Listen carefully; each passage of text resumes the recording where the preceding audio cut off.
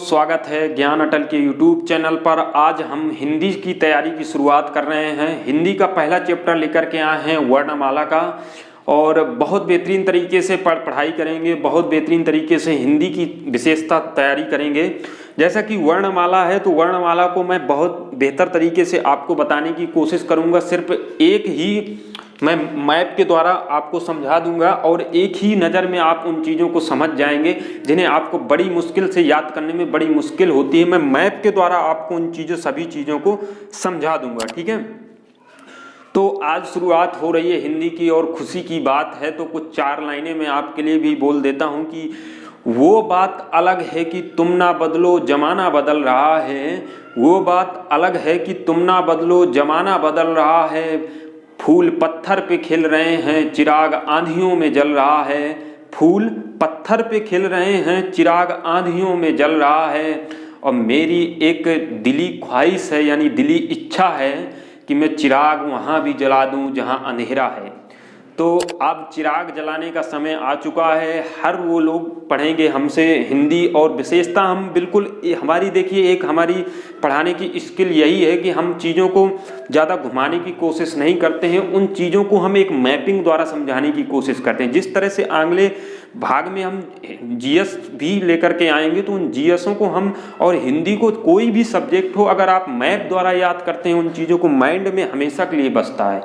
जैसा कि अगर आप याद करने की कोशिश करेंगे 2, 4, 10 मिनट, 1, 2 दिन, 4 दिन, 10 दिन याद रहेंगी चीज़ें, फिर आपको भूलने लगती हैं। अगर एक बार आप स्ट्रक्चर बना लेते हैं तो आप दोबारा कभी भूलने की आवश्यकता नहीं होगी। तो हम इन चीज़ों को, पूरी वर्णमाला को एक ही वीडियो में ख़त्म करेंगे। हर चैप्टर का हम एक ही वीडियो लेकर के आएंगे, चाहे वो जितना बड़ा, चाहे जितना लंबा, चाहे जितना लेंथी वीडियो बन जाए, हम एक ही वीडियो में कवर करने की कोशिश करेंगे, ताकि आपका जो समय है वो बिल्कुल ख़राब ना हो और पूरी तरह से आप बिल्कुल की पढ़ाई पर स्थिर रहें। अब हम समझने की शुरुआत करते हैं कि वर्णमाला जैसे लिखा है तो वर्ण किसे कहते हैं, यानी वर्णमाला किसे कहते हैं। तो वर्ण उस मूल ध्वनि को कहते हैं जो अखंडित ना हो, जो हमें हमारी अखंडित ना हो।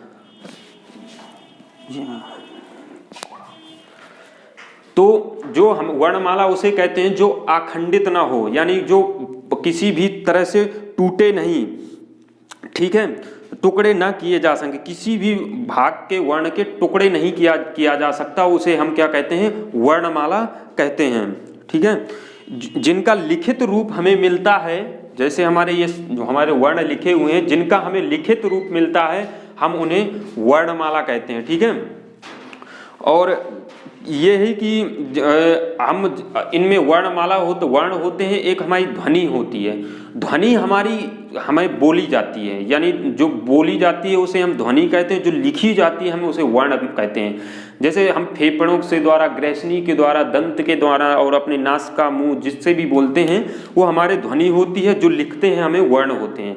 तो इस तरह से वर्ण की परिभाषा समझ चुके होंगे आप। अब वर्ण हमारे 2 प्रकार के होते हैं, एक होता है स्वर, एक होता है व्यंजन, ठीक है। तो स्वर किसे कहते हैं, व्यंजन किसे कहते हैं। स्वर उन्हें कहते हैं जिन वर्णों का उच्चारण हमारा बिना किसी अवरोध के, और किसी दूसरे वर्ण की सहायता से होता है, उसे हम क्या कहते हैं, स्वर कहते हैं। जो हमारा बिना किसी अवरोध के और किसी दूसरे वर्ण की बिना सहायता के द्वारा होता है, उसे हम स्वर कहते हैं, यानी ये खुद पर निर्भर होते हैं। फिर हमारा दूसरा यह है कि व्यंजन किसे कहते हैं। व्यंजन हम उन्हें कहते हैं, ऐसे वर्णों को व्यंजन कहते हैं जो स्वतंत्र नहीं होते, अर्थात वो दूसरे शब्दों से मिलकर के बनाए जाते हैं, बनते हैं, उन्हें हम क्या कहते हैं, व्यंजन कहते हैं, ठीक है। तो स्वर को हम समझते हैं। अब इस तरह से मैंने परिभाषा कर दी है, हमने इसको 2 भाग में बांट दिया है। स्वर भी हमारे 2 भाग में है, तो मैंने पूरा स्ट्रक्चर पूरा एक बेहतरीन रूप से बना लिया है। आप बिल्कुल इसको इसी तरह से आप अपनी कॉपी में फर्स्ट पेज में आप इसे जब वर्णमाला शुरू करें तो पहले वर्णमाला लिखें और ये पूरा स्ट्रक्चर बना लें, इससे आपको हमेशा याद रहेगा, ठीक है। दूसरा यह है कि स्वर हमारे कितने प्रकार के होते हैं। स्वर हमारे 2 प्रकार के होते हैं, एक होता है ह्रस्व स्वर, एक होता है हमारा दीर्घ स्वर, ठीक है। तो ह्रस्व स्वर में हमारा आता है आ, ई, उ, री, यानी ये 4 होते हैं। पहली बात, ह्रस्व स्वर किसे कहते हैं, जिन स्वरों में एक मात्रिक मात्रा का प्रयोग होता है, एक मात्रिक मात्रा का प्रयोग होता है, उसे हम क्या कहते हैं, उसे हम ह्रस्व स्वर कहते हैं। और यानी कि जिसमें हम बोलते हैं तो कम समय लगता है, जैसे हम बोले आ, छोटा आ बोलते आ, कितना कम समय लगेगा।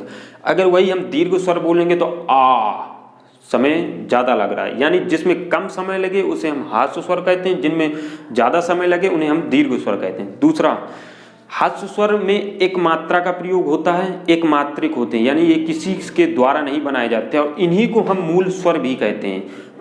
फलतः मूलतः ये ही हमारे 4 मूल स्वर भी होते हैं, आ ई उ, ये जो एक मात्रिक होते हैं, ये किसी के द्वारा साथ से द्वारा नहीं बनाए जाते। फिर हम आता है दीर्घ स्वर। दीर्घ स्वर हमारे होते हैं 7, ठीक है। वैसे तो दीर्घ स्वर को भी हम 2 पार्ट में बांट सकते हैं, क्योंकि हम दीर्घ स्वर मूलतः जो होते हैं बड़ा आ, बड़ी ई, बड़ा ऊ होते हैं, ए ऐ ओ आओ संयुक्त दीर्घ स्वर बोला जा सकता है, क्योंकि ये भी हमारे भाग हैं। ये लेकिन डीपली जाने की ज़्यादा कोशिश नहीं करेंगे, ओनली हम इसी तरह से पढ़ेंगे कि दीर्घ स्वर हमारे 7 होते हैं। तो दीर्घ स्वर किसे कहते हैं? जिनमें द्विमात्रिक भाषा का प्रयोग हो और ज़्यादा बोलने में समय लगे उन्हें हम दीर्घ स्वर बोलते हैं, ठीक है। तो इस तरह से ये 7 होते हैं और ये हमारे 4 होते हैं। इनको मिलाकर के हमारी जो संख्या हो गई वो हमारी कितनी हो गई? वो हमारी 11 हो गई। स्वर हमारे कितने हो गए? 11। फिर हमारा आता है व्यंजन में, ठीक है। एक बात और समझ लीजिए, जो ये री लिखा हुआ है, ये री में काफ़ी मतभेद है। पंडित कामता प्रसाद जी विद्वान हैं जो हमारे, वो बोलते हैं कि ये री हमारा ना तो स्वर है ना ही व्यंजन, क्योंकि री हमारा मिलकर के बना है रा धन ई से, और इसमें काफ़ी मतभेद हैं। काफ़ी विद्वान इसे हम मतलब स्वरों की जो पूरी गिनती है वो 10 गिनते हैं, लेकिन ज़्यादातर विद्वान इसे 11 ही मानते हैं। 11 ही सही है। अगर आपके क्वेश्चन में 11 विकल्प में ना दिया हो, तब आप अगर आंसर 10 दिया हो तो आप 10 लगा दिया करें, ठीक है। अन्यथा आप 11 ही लगाएं, 11 ही होता है, क्योंकि ये री हमारा रा धन ई से मिलकर के बनता है और इसमें काफ़ी मतभेद भी हैं, ठीक है। अगला हमारा है कि व्यंजन। व्यंजन हमारे को हमने कई भागों में बांटा है, इस तरह से तीर के निशान से, फिर उनके डिटेल में लिखा है चीज़ें, फिर उनकी पूरी संख्याएं लिख दी हैं, और इस तरह से पूरा चैप्टर यहीं पे हम कवर करके ध्वस्त कर देंगे। स्पर्श व्यंजन हमें क्या किन्हें कहते हैं? जो हमारे का वर्ग से पा वर्ग, का वर्ग से पा वर्ग तक बोले जाते हैं, उन्हें हम क्या बोलते हैं? स्पर्श व्यंजन बोलते हैं, ठीक है। का वर्ग से पा वर्ग तक उनकी संख्या कितनी है? 25 है। अंत्यस्त व्यंजन किसे बोलते हैं? अंत्यस्त व्यंजन ये होते हैं हमारे या, रा, ला, वा, ये हमारे कितने होते हैं? 4 होते हैं। अंत्यस्त व्यंजन कितने होते हैं हमारे? 4 होते हैं, या, रा, ला, वा। फिर होते हैं ऊष्म व्यंजन, जिसमें जो हमारे कितने होते हैं? 4 होते हैं। ये हमारा दंती सा, तालव्य सा और मूर्धन्य सा और हा, ठीक है। ये हमारे 4 होते हैं। फिर हमारा होता है उत्क्षिप्त व्यंजन। उत्क्षिप्त व्यंजन भी हमारे 2 प्रकार के होते हैं, डा, ढा। अगर आपको इसको मैं थोड़ा सा बताने की कोशिश करूंगा, इतना भी जल्दी नहीं चैप्टर को खींचना है कि आपको चीज़ें ना समझ में। इसमें डा और ढा है, इनमें से देखिए बिंदी लगी हुई है। जब आप का वर्ग से पा वर्ग तक पंच वर्ग जो होता है उनमें भी जाएंगे तो का वर्ग, ये हमें डा और ढा मिलेंगे, लेकिन उनमें बिंदी नहीं होगी नीचे। इनका प्रयोग कहाँ होता है समझने की कोशिश करें कृपया। जैसे आप लिखते हैं अलीगढ़, अलीगढ़, ठीक है। अलीगढ़ लिखते हैं तो अलीगढ़ के नीचे जो बिंदी लगती है वो हमारा वो वाले डा से अलग है। हमेशा आप ध्यान दीजिए, जिन इन 2 वर्णों में डा और ढा में बिंदी लगी है, वो कभी भी अगर वर्ण शुरू होता है, कोई शब्द शुरू होता है, उसके शुरुआत में ये नहीं प्रयोग किए जाते। जैसे आप ढक्कन देखेंगे, ढक्कन देखेंगे, ढक्कन में हमारा ढा से शुरू है, इसमें बिंदी नहीं हम लगाते हैं। तो इनका क्या डिफरेंट, इनका प्रयोग हम इंग्लिश में पढ़ता है। देखिए इंग्लिश की इसमें आपको इनमें प्रॉब्लम होती है। जैसे अब अलीगढ़ लिखेंगे तो हम यहाँ पर हम देखिए ये जिसमें डा, जिनमें बिंदी होती है इनमें, तो हम इसको हम इनमें बिंदी नहीं होगी तो हम क्या लिखते हैं? डी से डा, डी एफ से ढा, ठीक है, ठीक है। लेकिन अगर इनमें अगर बिंदी लगी है, डा और ढा में नीचे बिंदी लगी है, तो हम इनको इंग्लिश के शब्दों में ओनली परिवर्तन होगा। इसको हम लिखेंगे आर से, इसे लिखेंगे हम आर एच से। तो इनमें कुछ ज़्यादा ना ही ये पेपर में कभी पूछा जाता है। मैं आपकी जानकारी के लिए थोड़ा आपको बता दिया ताकि आप हमेशा जानकारी के लिए पढ़ा करिए, क्योंकि ज्ञान हमेशा के लिए पढ़ा जाता है, एक दिन और नौकरी के लिए नहीं पढ़ा जाता। ताकि कभी आपके बच्चे भी पूछ लें कि आपने क्या पापा जी पढ़ा है, तो आप बता सकें। ठीक है, था ये थोड़ा मजाक तक थी। तो ये हमारे दो होते हैं उत्क्षिप्त व्यंजन डा और ढा। फिर हमारा आखिरी होता है संयुक्ताक्षर। संयुक्ताक्षर हमारे 4 प्रकार के होते हैं, छा, त्रा, ज्ञा और स्रा। ये हमारे 4 होते हैं। इस तरह से स्पर्श व्यंजन, अंतस्थ, उस्फस व्यंजन मिलाकर के हमारे जो 23 हमारे वो हो जाएंगे, वो हमारे व्यंजन हमारे कितने होते हैं, 33 हमारे व्यंजन हो जाते हैं। स्वर हमारे 11 हो जाते हैं। अयोग वाय हमारे, अच्छा ये देख लीजिए कि आपने इसको नहीं ध्यान दिया, अनुस्वर जो होते हैं और विस्वर्ग जो होते हैं, ये हमारे 2 होते हैं, अनुस्वर्ग और विस्वर्ग। तो अनुस्वर हमारे अंगाह होता है और आहा जो हमारा होता है वो विसर्ग होता है। इन्हें हम अयोग वाय भी कहते हैं। ये हमारे इनकी संख्या 2 है। इस तरह से पूरी संख्या मिलाकर के वर्णों की संख्या हमारी कितनी हो जाती है, 52 हो जाती है। तो अब इस स्ट्रक्चर को आप बेहतरीन रूप से बना लीजिए अपने उसमें और इसको समझ लीजिएगा और अच्छी तरीके से आप इन चीज़ों को समझते जाइएगा। आगे हम इन चीज़ों को, स्वर को आप समझेंगे और व्यंजन को समझेंगे। इन चीज़ों को दोनों को समझते हैं कि स्वर को और व्यंजन को। ठीक है, तो इन चीज़ों को आप एक बढ़िया कॉपी में लिखते जाइएगा, नोट्स बनाते जाइएगा और उन सभी चीज़ों को आप बढ़िया से लिखते जाइएगा और आगे आपको ये हमेशा काम रहेगा। ये हमारे माइंड में आपको फंसेगा, आपको माइंड में हमेशा याद रहेगा ये स्ट्रक्चर, अगर आप एक बार इसको पढ़ लेते हैं। तो चलिए अब हम स्वर को देख लेते हैं। दोस्तों, हमने पहले डिटेल में पूरा समझ लिया है कि हमने किस तरह से हम स्वर और व्यंजनों को बांटते हैं, पूरा मैपिंग द्वारा हमने शुरुआत में, इसीलिए मैंने उसको एक ही नज़र में आपको समझा दिया है ताकि आपको एक बार में चीज़ें समझ आ जाएं। इसके बाद हम अब इसको डिटेल में समझने की कोशिश करेंगे स्वर और व्यंजन को अलग अलग से, ताकि आपको किसी भी प्रकार से किसी भी एग्जाम में आपको कोई भी प्रॉब्लम खड़ी ना हो और आप एक ही बार में देख करके आंसर दे दें। मैंने पहले जो मैपिंग तौर पे आपको बताया है, आप उसको एक नज़र में हमेशा याद रखिए, उसे आप फ्रंट में बना लिया करिए। नोट्स के जब बनाते हैं वो हमेशा आपको याद रखेंगे, एक नज़र में आप उनको देख करके ही याद कर लिया करेंगे। देखिए, स्वर हमारे 2 प्रकार के होते हैं। सबसे पहले यही होता है कि स्वर हम किन्हें कहते हैं। स्वर जिन वर्णों का उच्चारण हम बिना किसी अवरोध के करते हैं और तथा बिना किसी दूसरे वर्ण की सहायता से जो शब्द बनते हैं उन्हें हम क्या कहते हैं, स्वर कहते हैं। ठीक है, स्वर हमारे 2 प्रकार के होते हैं, एक होता है हास्य स्वर, एक होता है हमारा दीर्घ स्वर। ठीक है, तो हास्य स्वर हमारे कौन कौन से हैं उनको हम समझ लेते हैं और हास्य स्वर हम किसे कहते हैं उनको भी समझ ले। जिन शब्दों में एक मात्रिक मात्रा का प्रयोग होता है उसे हम हास्य स्वर कहते हैं। ठीक है, एक मात्रा का जहां पर प्रयोग होगा हमारा, जिन वर्णों पर एक मात्रा का जिन स्वरों पर प्रयोग होगा उसे हम हास्य स्वर कहते हैं। ठीक है, जैसे हमारा आ, छोटा आ, छोटी ई, छोटा ऊ और री। ठीक है, इनमें एक मात्रा का, ये खुद एक ही स्वर से, मतलब खुद से मिलकर के ही बने हैं, इनमें किसी और दूसरे स्वरों का प्रयोग नहीं हुआ है, इसलिए हमें इन्हें हास्य स्वर कहते हैं। ये 4 होते हैं मूल रूप से और इन्हें ही हम मूल रूप से स्वर कहते हैं। ठीक है, इनको हम मूल रूप से संज्ञा दी गई है कि इन्हें मूल रूप से ही हम स्वर कहते हैं। जिसमें जो री आपको दिख रहा है, री हमारा एक अपवाद के तौर पे पंडित कामता प्रसाद जैसे हैं तो हमारा स्वर वो हमेशा 10 गिनते हैं, क्योंकि वो री को हमेशा अपवाद मानते हैं और री हमारा जो बना हुआ है स्वर और व्यंजन से मिलकर के बना है। जैसे री धन, जैसे हमारा री बनेगा हमारा रा और धन ई से मिलकर बनेगा। ठीक है, रा धन ई से मिलकर बनता है हमारा री। तो ये हमारा अपवाद भी है, बाकी कई जो हमारे विद्वान हैं वो हमेशा दोनों में ही इसको स्वरों पे ही गिनती की जाती है। इस तरह से हम वैसे आंसर इनको गेरा ही देंगे और री को हम स्वर पे ही गिनेंगे। ठीक है, ये चीज हम समझ गए। दूसरा हमारा है कि दीर्घ स्वर हम किन्हें कहते हैं। दीर्घ स्वर उन्हें कहते हैं जिनमें द्विमात्रिक मात्रा का प्रयोग किया गया हो, उन्हें हम दीर्घ स्वर कहते हैं। इनमें मतलब कि एक और स्वरों के मेल से मिलकर बनता है, यानी 2 स्वर अगर मिल जाते हैं तो हमें वहां पर दीर्घ स्वर हो जाता है। जैसे बड़ा आ, बड़ी ई और बड़ा ऊ। ठीक है, और ए ओ औ, इसमें प्रकार ये 4-7 होते हैं ये पूरे दीर्घ स्वर हमारे। लेकिन हम अगर आप ज्यादा डीप जाने की कोशिश करेंगे तो संयुक्त स्वर भी होता है, दीर्घ का ही एक भाग संयुक्त स्वर होता है।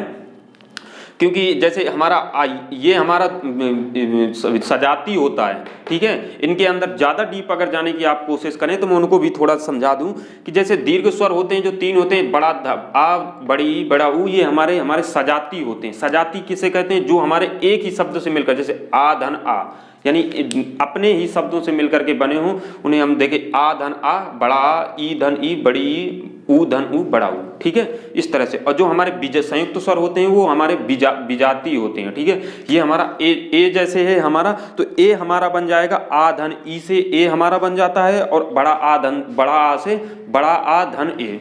मैं लिख के दिखा दूं, जैसे आ धन ई से हमारा ए बन जाएगा, और बड़ा आ धन ए से हमारा बन जाएगा ए, ठीक है। और हमारा औ होता है वो हमारा किससे बनता है? आ धन ऊ से, आ धन ऊ से मिलकर हमारा क्या बनता है? औ बनता है, ओ बनता है, और बड़ा आ धन ऊ ओ से हमारा मिलकर बनता है औ, ठीक है। तो ये हमारे विजाती होते हैं, यानी जैसे देखिए दो शब्द आ, ये इसमें छोटा आ है, इसमें ई है, तो ये अलग है, यानी विजाती प्रकार के हैं। तो इस तरह से हमें इन्हें 2 भागों में इस तरह से बांट लेते हैं, ठीक है। अगला होता है हमारा प्लुप्त स्वर। प्लुप्त स्वर किन्हें कहते हैं? जिनमें हमेशा दीर्घ से भी ज्यादा मात्रा का प्रयोग होता है, यानी त्रिमात्रिक या बहुमात्रिक जिनमें से मात्रा का प्रयोग होता है, उसे हम क्या कहते हैं? प्लुप्त स्वर की संज्ञा दी जाती है, ठीक है।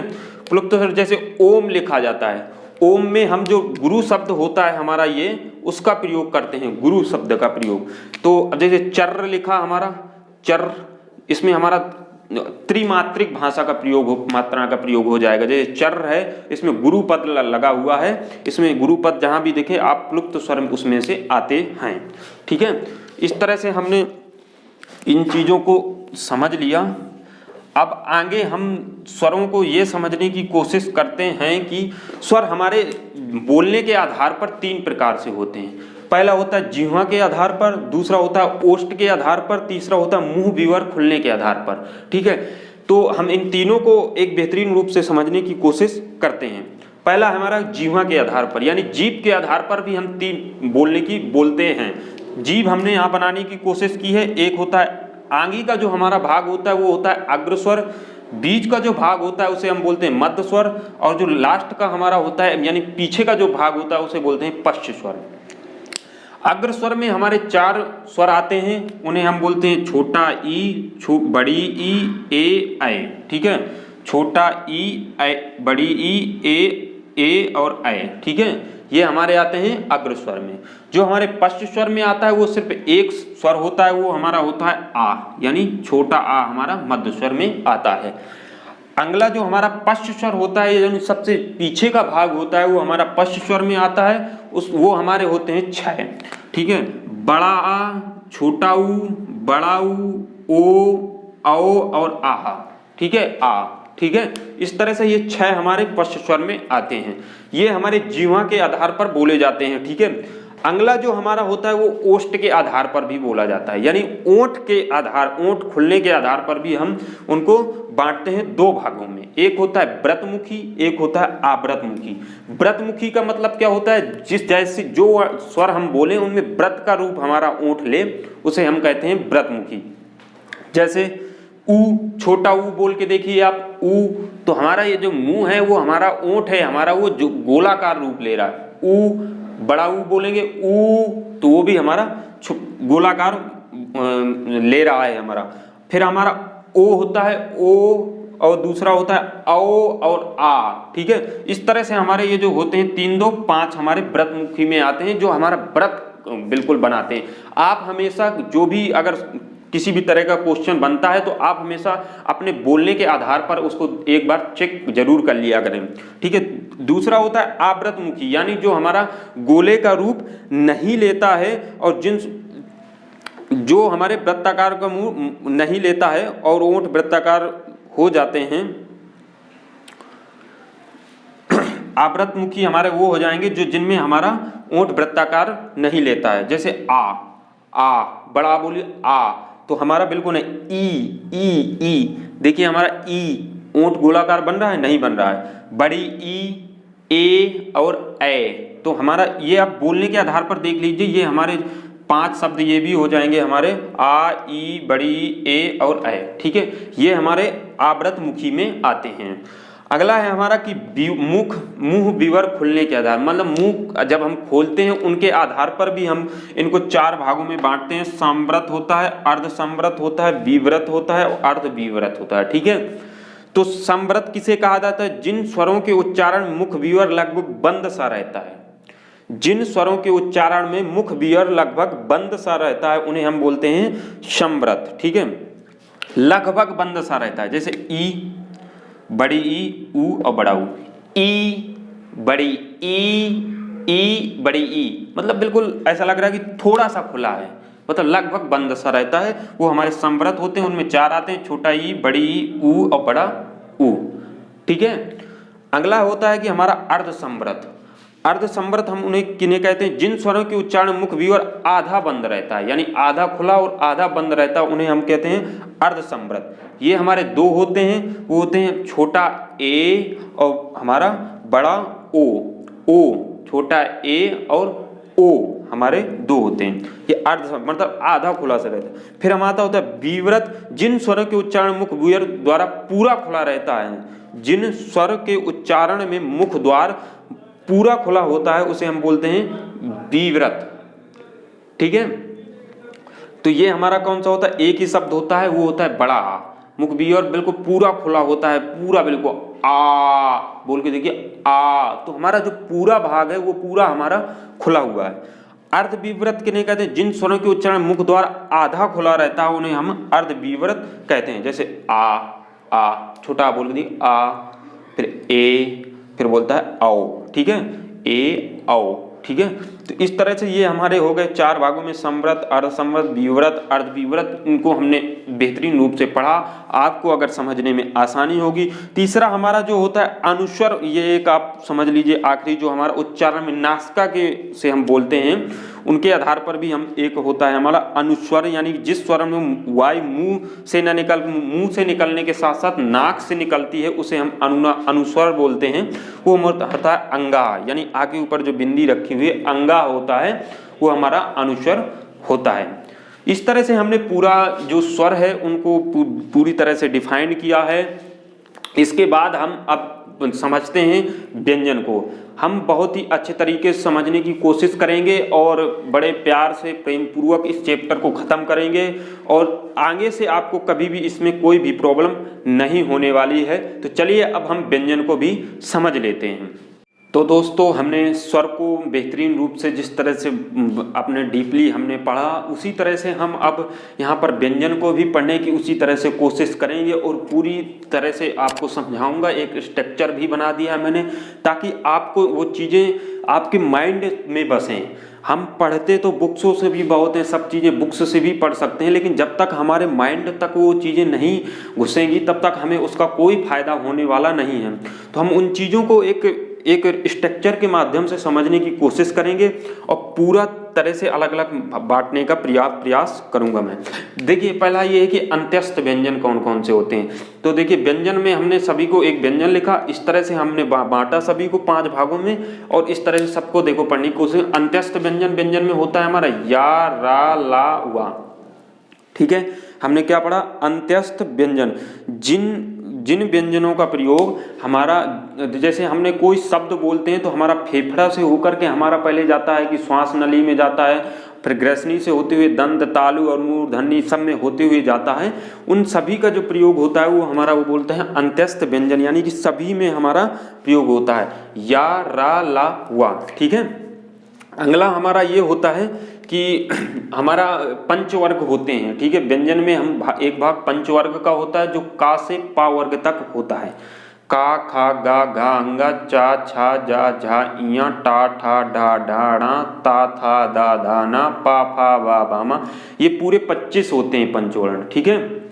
अगला जो है कि हम ऊष्म संघर्षी भी होते हैं व्यंजन में, ठीक है। एक भाग ऊष्म संघर्षी का भी होता है, वो हमारे 4 होते हैं। सा, शा, शा, हा, ये हमारा होता है तालव्यशा, ये हमारा होता है दंतीसा, ये हमारा होता है दंतीसा, ये होता है मूर्धन्यसा, और ये होता है हमारा हा कंठ, यानी कंठ से बोला जाता है। फिर हमारे आते हैं संयुक्ता स्वर। संयुक्ताक्षर यानी दो शब्दों से मिलकर के जो बनते हैं वो हमारे संयुक्ताक्षर बोले जाते हैं। जैसे छा हमारा बनता है का धन सा से मिलकर के हमारा क्या बनता है छा बनता है, और त्रा छात्रा त्रा यानी ता धन रा से मिलकर बनता है त्रा। ज्ञा हमारा बनता है जा धन इया से, और श्रा बनता है हमारा सा धन रा से। तो देखिए इनको हम सबसे अगर आपको रटना है, आपको एक बार में ही समझना है तो इनको कैसे देकर रटा जाता है। जैसे हमारा छा बना है, इसमें हमारा का देखिए थोड़ा थोड़ा गुंडी बनी हुई है, तो इन्हीं से हम चीज़ों को समझते हैं कि इसमें से हमारा का आता है और हमारा शा आता है। इसे ही हमारा त्रा बना है, तो इसमें से एक ये देखिए अगर ये हटा दिया जाए रा जो लगाते हैं तो हमारा वो ता भर दिखेगा और रा होता है। तो इस तरह से हम इनको याद करने की एक हमारी ट्रिक होती है। जा जैसे है तो इसमें देखिए ज्ञा में हमारा जा दिख रहा है पहले बात, तो इस तरह से जा भी बनता है, और ये जो लगा है तो इस तरह से ये जो नीचे भाग ये बना हुआ है ये, तो ये हमारा इया को भी दर्शाता है, तो हमारा इससे जा धन इया, ठीक है। और जो हमारा स्रा है तो स्रा में देखिए सा भी सीटी वाला सा जो हमारा होता है जिसे हम तालब्बी शाह बोलते हैं, वो भी हमारा देखिए दर्शा रहा है, और रा हमारा यानी जो नीचे ये लगा हुआ है वो हमारा रा को भी दर्शा। इस तरह से हम संयुक्ताक्षर को भी याद कर लेते हैं। फिर होता है उत्क्षिप्त, जो हमारे व्यंजन होते हैं वो हमारे दो होते हैं।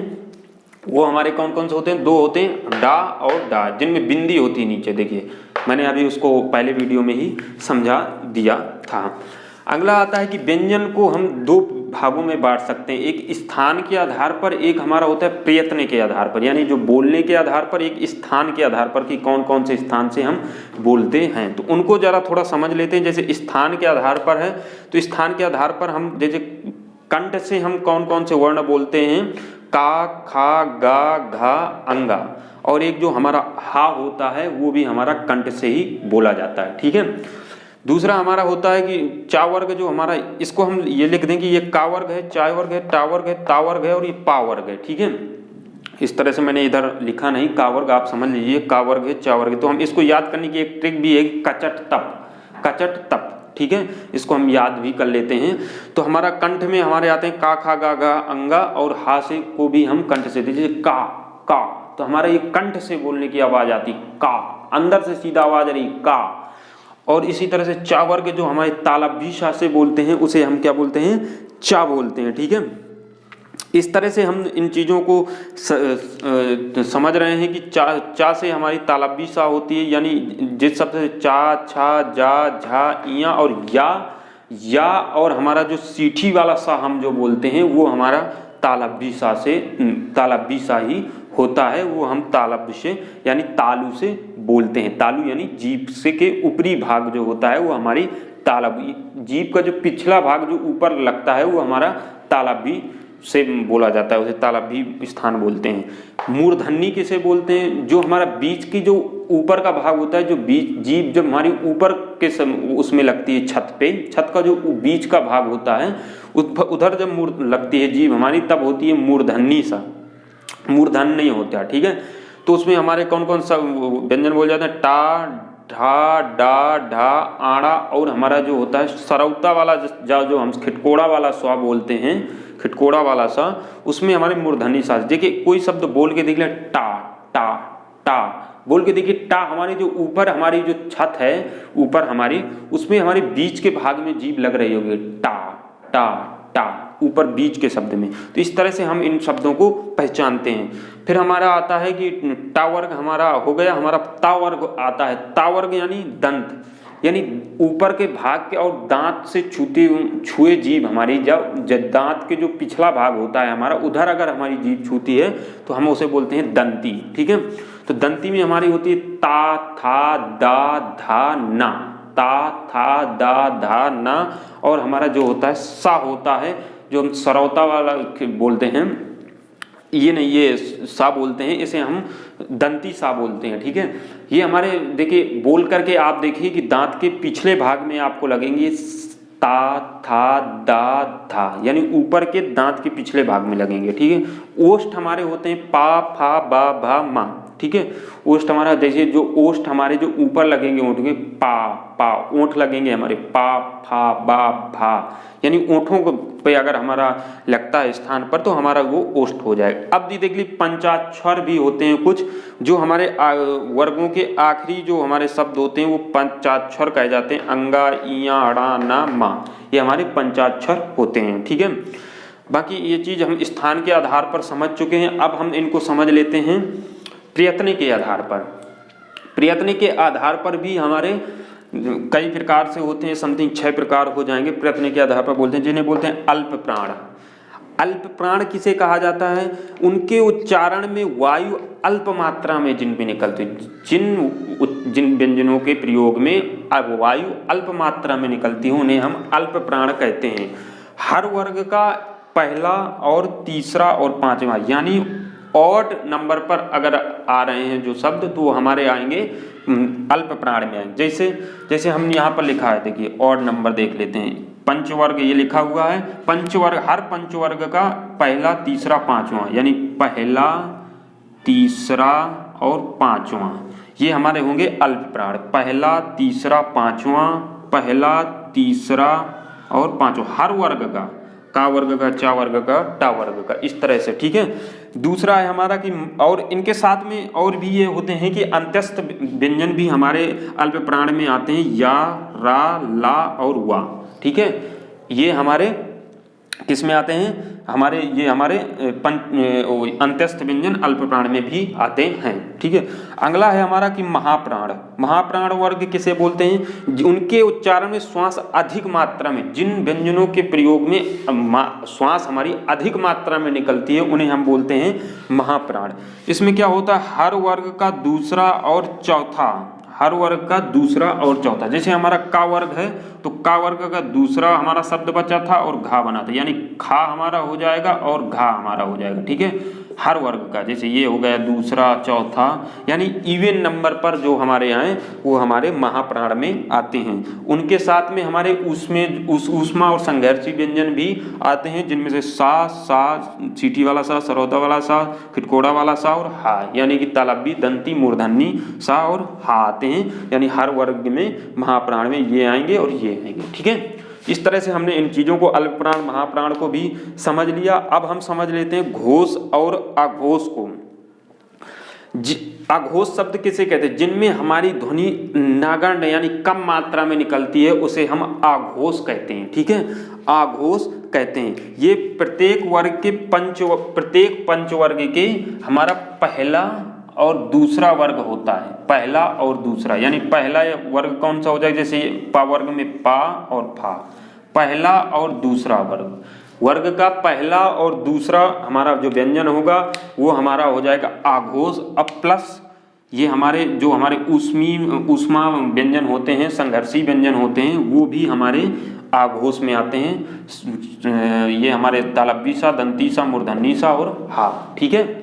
इस तरह से इन चीज़ों को आप इधर समझा करिए कि इनमें बस इतना रटना है कि पहला और दूसरा व्यंजन जो अघोष होता है, पहला वो वर्ग का वर्ण का पहला और दूसरा, ठीक है। तो आप तुरंत यहाँ पहला देख लिया करिए, का और खा, इस तरह से आएंगे। फिर हमारा था घोष या सघोष। घोष या सघोष व्यंजन प्रत्येक वर्ग का तीसरा, चौथा, पांचवा। देखिए यहाँ पर एक पहला और दूसरा जब अघोष में हो चुके इधर पर, तो हमारे तीसरा और चौथा और पांचवा ही बचे। तो यानी जो वर्ण का जो तीसरा, चौथा, पांचवा हमारा व्यंजन जो बचेंगे वो हमारे आ जाएंगे घोष और सघोष में। और साथ में कौन सा हो जाएगा? या, रा, ला, वा, जिन्हें हम अंत्यस्थ व्यंजन कहते हैं, ठीक है। प्रयत्न के आधार पर हमने ये 4 प्रकार से पढ़ चुके हैं। अब होते हैं हमारे अनुनासिक व्यंजन, 2 होते हैं और एक होता है निर्नुनासिक व्यंजन, ठीक है। अनुनासिक व्यंजन किसे कहते हैं? जिन्हें हमें मुंह से बोलने के साथ साथ नाक से भी हवा निकलती है, उसे हम अनुनासिक व्यंजन कहते हैं। यानी नाक से भी हवा निकलती है, उसे हम अनुनासिक। ये हमारे 5 होते हैं। कौन कौन से होते हैं? वही हमारे अंगा, इया, ड़ा, ना, मा, यानी पंचाक्षर जो हमारे होते हैं वही हमारे अनुनासिक व्यंजन भी होते हैं। फिर हमारा निर्नुनासिक व्यंजन, जिनके ओनली हमारे मुंह से ही हवा निकलती है, यानी नाक से एक भी हवा नहीं निकलेगी, ओनली हमारे मुंह से हवा निकलेगी ज़्यादा से ज़्यादा, उसे हम निर्नुनासिक व्यंजन कहते हैं। वो हमारे 3 होते हैं, का, च, ट, यानी कचट। ठीक है, इधर से आप याद रख लीजिएगा, कचट, ये हमारे होते हैं निर्नुनासिक। ठीक है, इस तरह से हमने सभी चीज़ों को पढ़ा, समझा और जाना। और अगर आपको इन चीज़ों में किसी में से प्रॉब्लम हो रही हो तो आप हमें ज़रूर बताइएगा। इस तरह से हमने पूरा चैप्टर आपका स्वर और व्यंजन से ख़त्म कर दिया है।